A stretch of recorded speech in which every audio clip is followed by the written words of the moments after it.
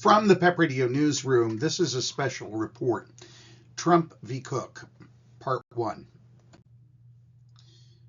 Presidents and other politicians have for several decades left the Fed alone as it sets short-term interest rates, a sharp contrast with Trump's repeated public complaints about the central bank and its current chair, Jerome Powell.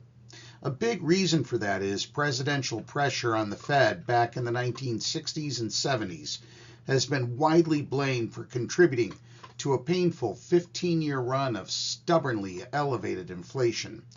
Presidents Lyndon Johnson in 1965 and Richard Nixon in 1972 hounded Fed chairs to keep rates low, mostly in private. Inflation then averaged more than 7% annually from 1966 through 1981, peaking at nearly 13% in 1979 and 1980. Inflation was finally brought lower when Fed Chair Paul Volcker ratcheted the Fed's key rate to nearly 20% in 1981, causing a severe recession and prompting a widespread backlash. Yet, Volcker's ability to take that unpopular step has ever since been seen as an example of the value of an independent Fed. The Federal Reserve has so far been the exception to the Supreme Court's willingness to allow Trump to remove independent agency leaders without any suggestion that they did something wrong or were deficient in their duties.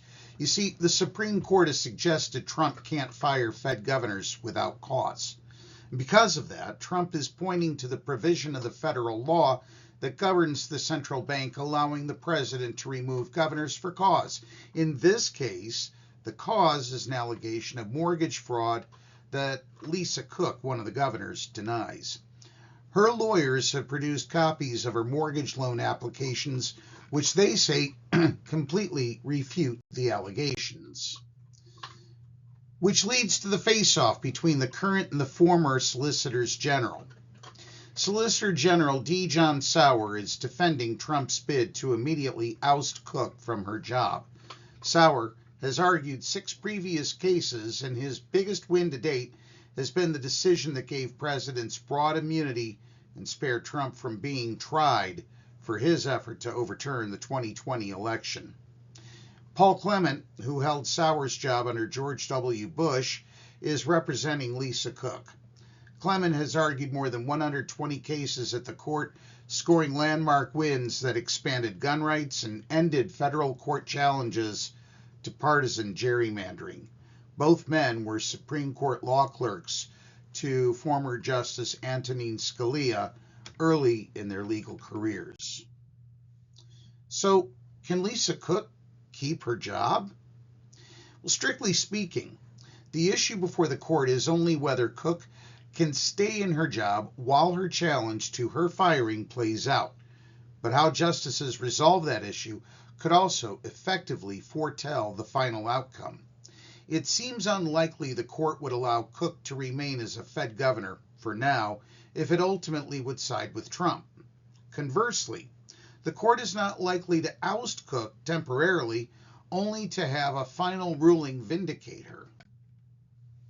So even as the Fed chair is handpicked by Trump, he could find it hard to push rates down. Even if the Supreme Court limits Trump's ability to fire Fed governors, the president will still name a new chair to replace Jerome Powell in early May. But Trump's pick could find it difficult to persuade other federal officials to go along with the lower rates he's been demanding. Powell's replacement would struggle to drum up support for unwarranted policy easing among their nonpartisan colleagues. Bradley Saunders of Capital Economics wrote Tuesday, Saunders noted that 2 Trump appointees to the Fed board, Michelle Baumann and Christopher Waller, have both shown themselves prepared to resist the president's calls for larger rate cuts. So, who is Lisa Cook? Fed Governor Cook, at the center of the battle, is the first black woman on the Fed. Lisa Cook was a professor of economics and international relations at Michigan State University when President Joe Biden appointed her to the Fed's governing board in 2022. She was reappointed in 2023 to a 14-year term. Cook was a senior economist on the White House's Council of Economic Advisors under President Barack Obama in 2011 to 2012, and her nomination to the Fed was approved by the Senate along party lines. Cook has also been an advocate for black women in economics, a profession that is notably less diverse than other social sciences. In 2019, she co-wrote a column in the New York Times that asserted that, quote, economics is neither a welcoming nor a supportive profession for women, and, quote, is especially antagonistic to black women, end quote. She graduated from Spelman College and was also a Marshall Scholar at Oxford University. So why is Trump's firing of Cook so controversial? Under the 1935 law governing the Fed, governors can only be fired for cause and are not like cabinet members who serve at the pleasure of the president. One issue before the court is whether for cause can include Cook's conduct before she joined the board. The Fed was structured to be largely independent from politics. The 7 members of the governing board can serve up to 14-year terms, and they are staggered so that one seat comes open every 2 years, though many governors step down before their terms are over. Still, over time, presidents can reshape the board by filling empty seats, and the Fed chair is required by law to testify before the House and Senate twice a year. So Trump is worried his pick for the next Fed chair will resist him, just like Jerome Powell did. Trump is already worried that his hand-picked choice to replace Powell as Fed chair won't end up going along with his demand for lower rates.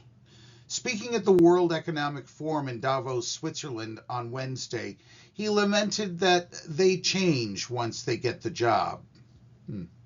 Trump, after all, appointed Powell chair and now regularly lambasts him for not cutting rates fast enough. Powell's term as Fed chair ends in May, and Trump will pick his successor.